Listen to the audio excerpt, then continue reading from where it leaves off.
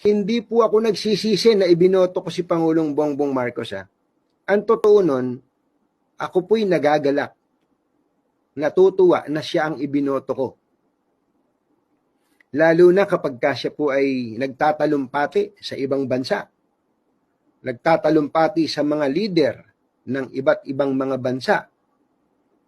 Na nai-imagine ko tuloy kung yung iba ang nanalo. Hindi, pasensya na kayo. Bigla ko na-imagine. At noong 2022, wala pang vaccine eh.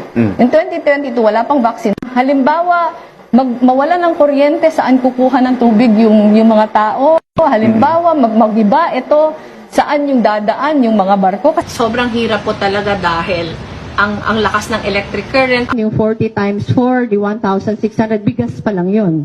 Yung nerve ko, nakailang tusok hanggang, ewan ko makikita nyo, dito nila ako in-IV. One-word description sa bawat larawan.